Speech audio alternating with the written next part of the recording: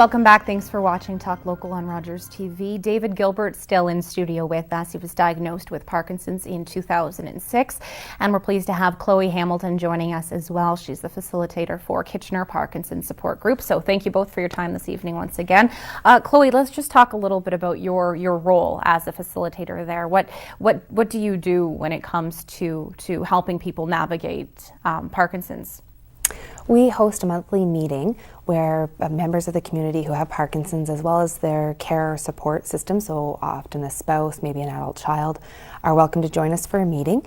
And it's an opportunity for people to get together, talk to other people who are also experiencing very similar circumstances, and put minds together, learn from each other. I also pull in guest speakers who can talk to various topics that are related to Parkinson's, and we all learn from that. Mm-hmm. And I asked David earlier, just because I'd read somewhere, I heard somewhere that it was the silent disease. Do you find that at all, or is this a group of people that are very much open and sharing and talking and water skiing like David here? Oh, definitely everyone in the group has a very full life.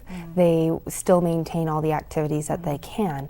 Whether or not they speak openly about Parkinson's, I think, is a very personal choice. It really depends on the individual. It isn't uncommon to find that the care partners often do all the speaking. Okay. So it's not uncommon for someone with Parkinson's to respond to a question by looking over their shoulder and allowing their spouse to answer. Okay. And through the support group, we encourage people to take the time to answer themselves.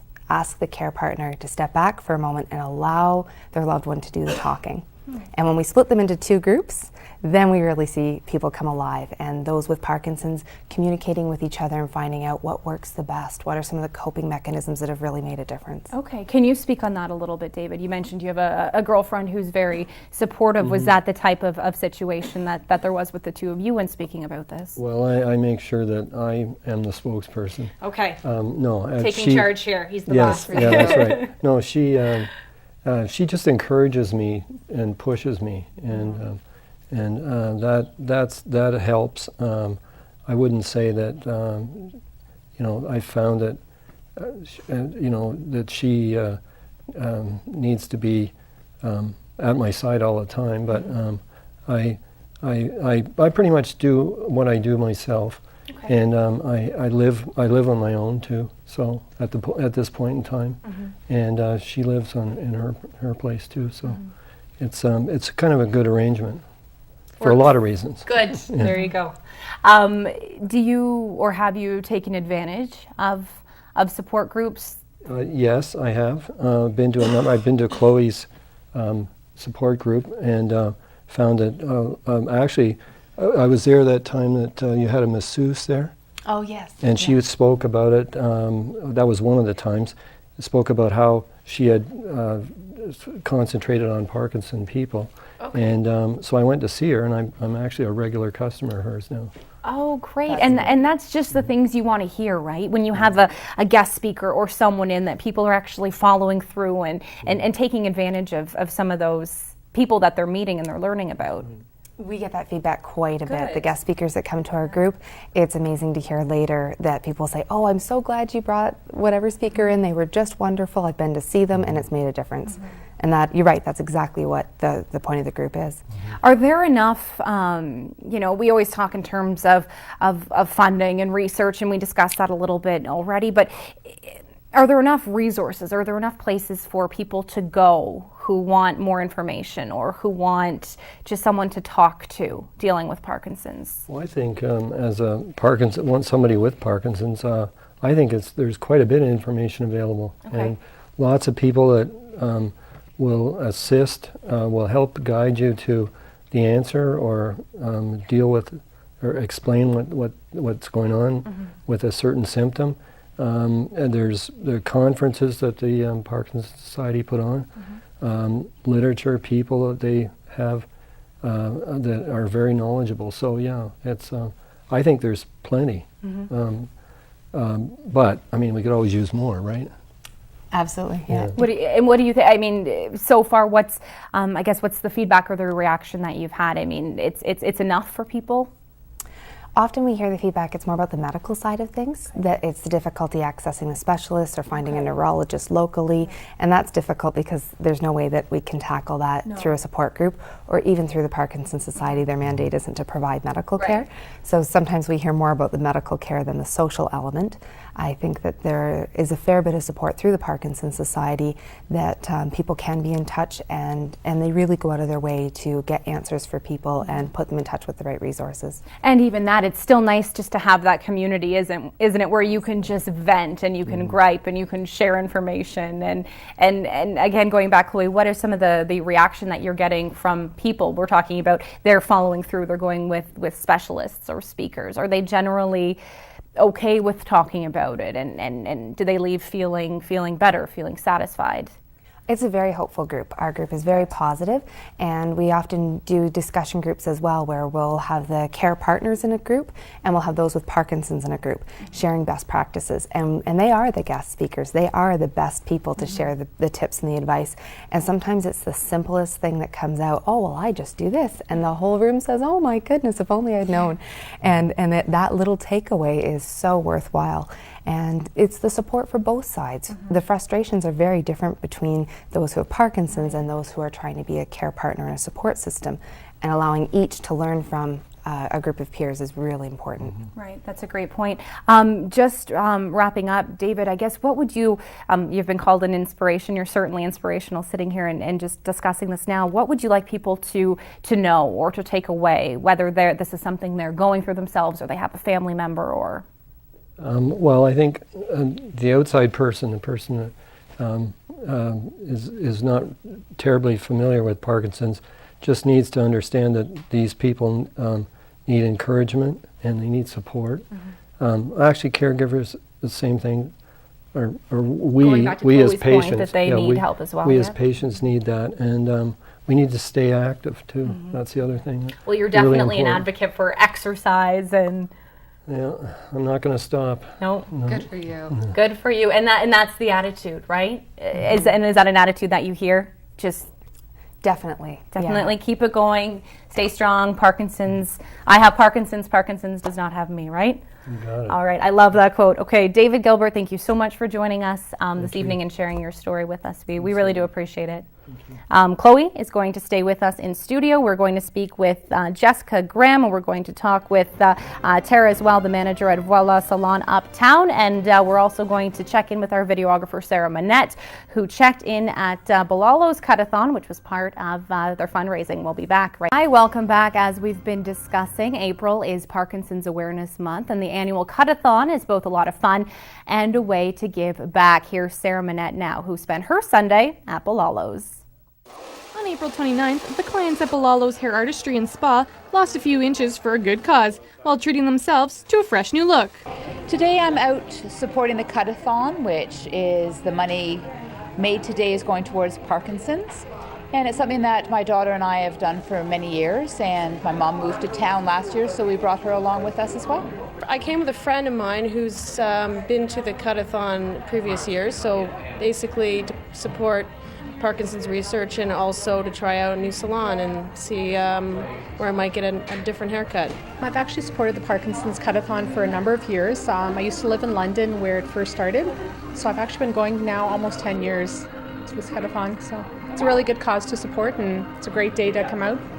Today we have all the staff coming up on Sunday for a Cut-a-thon for Parkinson's. We have about 6 stylists in today on a Sunday.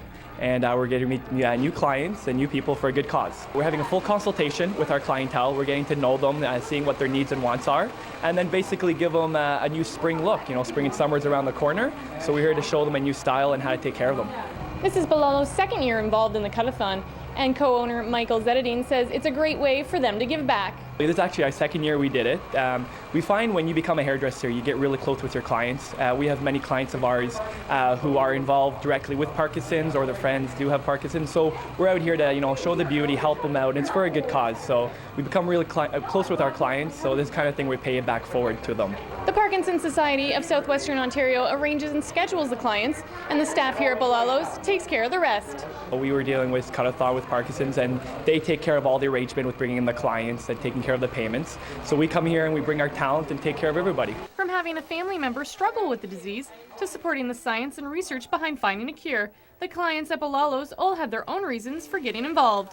My grandfather had Parkinson's disease. He had it towards the end of his life, and although I didn't get to spend much time with him, he lived in a different country.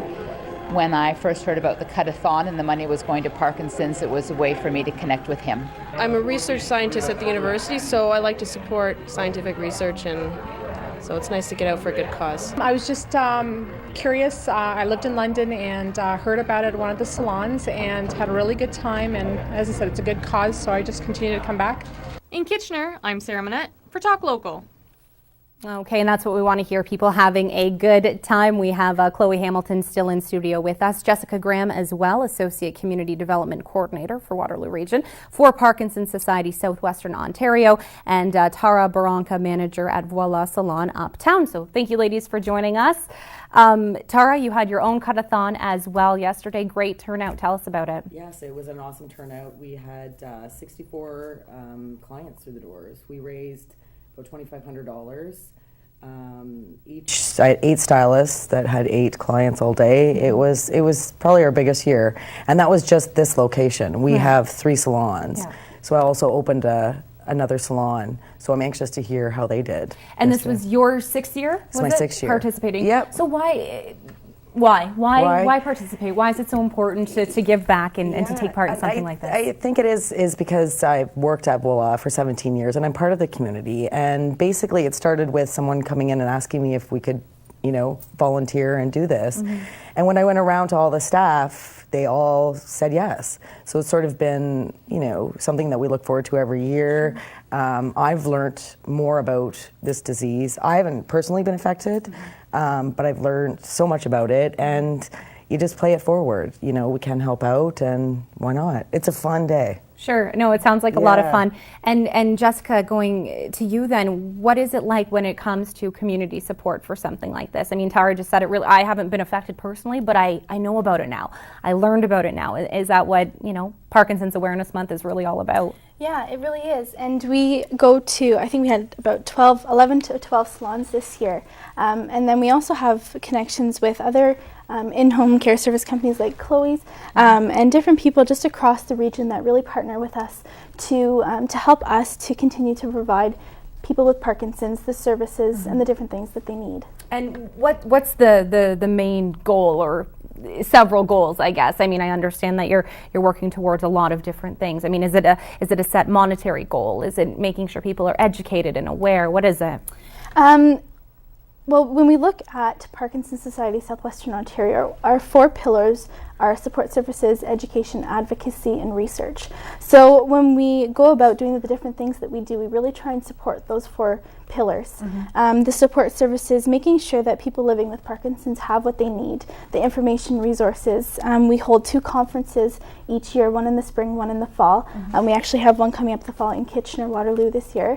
And when we look at education programs, getting out to long-term care homes, retirement residences, training people on how to deal with Parkinson's, how to treat people living with Parkinson's.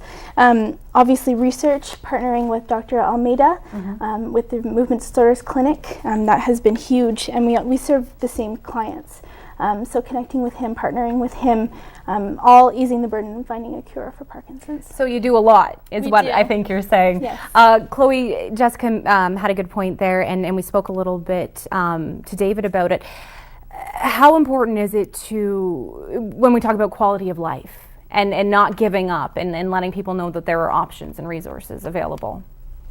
It's absolutely crucial because people want to remain living independently for as long as possible, and that doesn't necessarily mean doing everything by yourself, but it does mean being able to choose the lifestyle that suits you, getting the help that you need in place, that the person with Parkinson's is well supported, but so is their support network, that their family isn't burning out while trying to help them to remain living at home. And Tara, again, going back to your point about you haven't been affected directly, but now you know about it. Was that kind of, I guess, with your staff and some of your clients? Was that the same type of attitude? Like, I might not necessarily know someone who lives with Parkinson's, but hey, let me come in, have a good time for the cut-a-thon and give back. Absolutely. I mean, with the staff, I think we've met so many people with now Parkinson's. We've all been educated.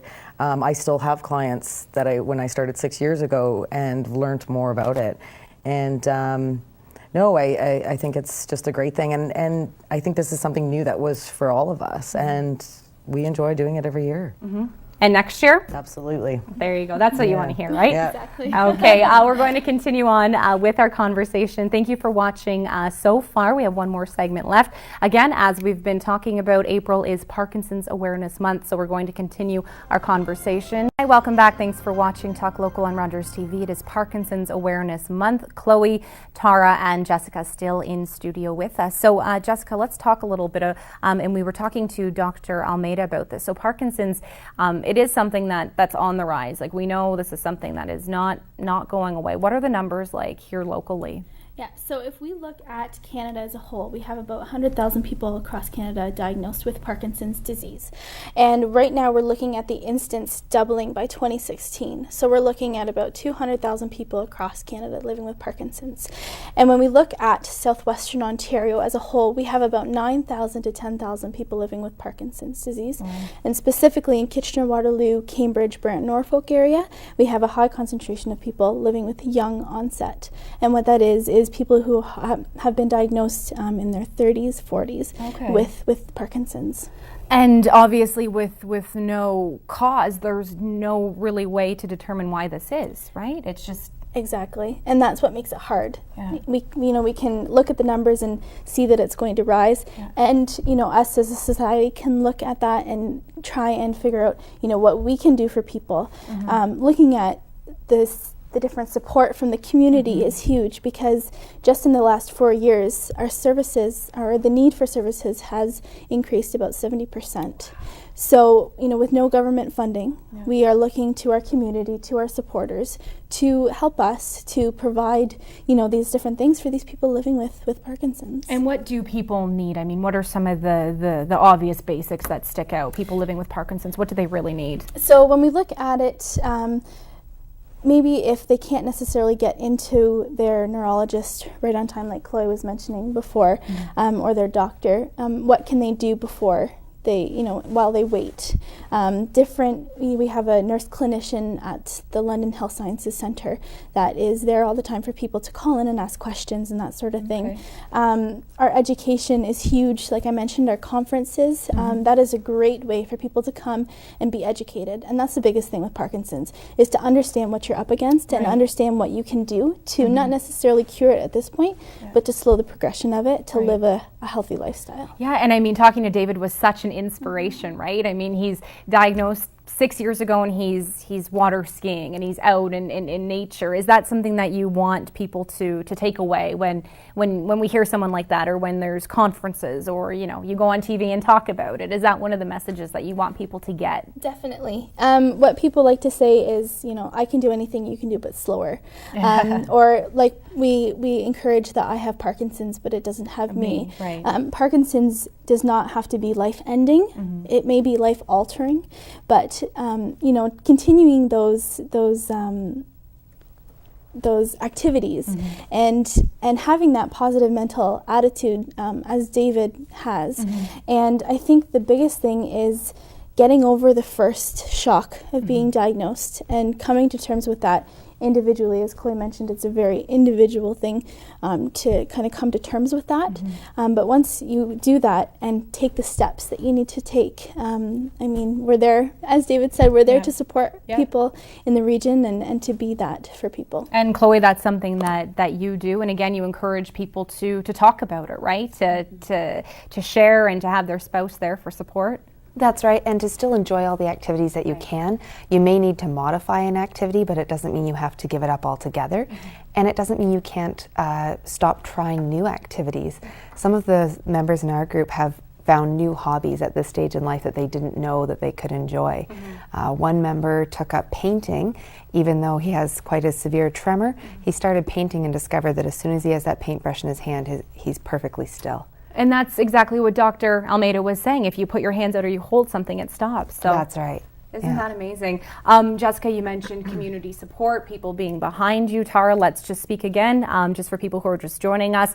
You, like many other salons, including Balalo's, had a cut-a-thon, and just how was that support and that reaction from people who were coming in? Oh, it was just fantastic. And we had one lady in particular, she booked 16 spots. Oh, and yeah, so, you know, we're under her name, and these women came from all over the place. You know, Markham, Listowel, Hanover, and what they did is that they came to get their hair done, and it was a beautiful day yesterday, and they all went shopping, and they all went out for dinner. Great. So it was really nice to meet them, and they were all very positive. And for us, we were now meeting other people outside of our community as well. Right? We've been around for a long time, so it's really nice. These aren't our normal clients. So we've, you know, really touched lives, and it's been great. Yeah, definitely, and just bringing people together. Absolutely. So the cut-a-thon may be over, but I know you mentioned there's the conference in September, right? What else is coming up, Jessica, that people can get involved in? And Yeah, our biggest event that we have is our Super Walk, and that takes place September 8th in Kitchener at Victoria Park, September 9th in Cambridge at Riverside Park, and that is a great day. It's a lot of fun. Tons of people come out to support Parkinson's. We do a walk around the park, just raising money, raising awareness, and, you know, just being alongside those people. And we like to say that we're walking alongside them. So we look at it as a walk. Symbolic. Yeah, a symbolic right? walk. Yeah. Really to show people the support. And that it can be done. Exactly. You know, you don't have to walk, of course, but you don't have to not walk either. There's so many people with their therapies and their support, and you know, I've learned so much just in this hour, right? Just talking to you and our other guests. So it's really inspiring to know that you can keep going and you can lead a full and a happy life. Yeah, you really can. For that walk, do people need to register? Do they drop by? We just have about a minute left, so if you can just give us kind of some of that contact information and how people can... www.superwalk.ca is a place to sign up. Just find your area, your walk, and register. Okay, do you have to raise a certain amount of money? Or $50 to get a t-shirt. $50 for a t-shirt. Okay, good deal. All right, Jessica, Chloe, and Tara, thank you so much for your time tonight. We appreciate it. Thank you for watching at home, and you can join us tomorrow evening. We are discussing kids programming. Of course, summer is soon upon us, so we'll talk about kids programming, things to do in the region with the little ones, as well as what gets cut when it's budget time. So we will talk about that tomorrow night. We'll see you then.